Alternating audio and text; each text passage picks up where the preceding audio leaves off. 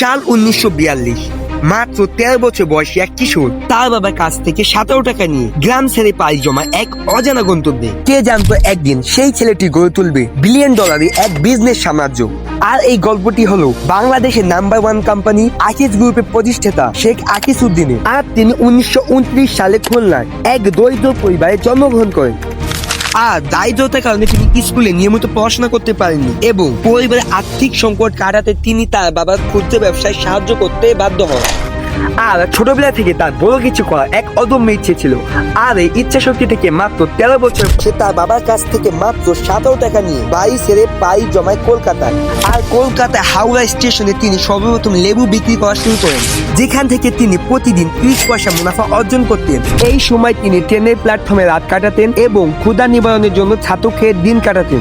আর আস্তে আস্তে তিনি তার এই ফলের ব্যবসা সম্প্রসারণ করতে থাকেন। আর সেখান থেকে তিনি মাত্র 2 বছরের মধ্যে 10,000 টাকা সঞ্চয় করেছিলেন। তারপর 1952 সালে দেশে ফিরে তিনি খুলনায় বিড়ি ব্যবসা শুরু করেন এবং একটি দোকান খুলে বিড়ি বিক্রি করা শুরু করেন। কিন্তু হঠাৎ এক রাতে তার দোকানটি আগুনে পুড়ে যায়। কিন্তু শেখ আকিজ উদ্দিন তখনই থেমে থাকেননি। তিনি যে বাজারে দোকান করতেন সে বাজারে মহাজনদের সাহায্যে তিনি দোকানটি আবার গড়ে তোলেন এবং সেখানে ধান, পাট, চালের ব্যবসা শুরু করেন। আর 1953 সালে যশোরে তেন্ডুপাতা সরবরাহ নিশ্চিত করতে যশোরের নাভারণে প্রথম বিড়ি কারখানা স্থাপন করেন। আর কে জানতো এই কারখানাটি পরবর্তীতে বাংলাদেশের সবচেয়ে বড় বিড়ি উৎপাদন কেন্দ্র পরিণত হবে। বর্তমানে এই আকিজ কোম্পানির অধীনে মোজো, আকিজ সিমেন্ট, আকিজ বিড়ি, আকিজ টেক্সটাইল আরো অন্যান্য ব্যবসা খাত আছে।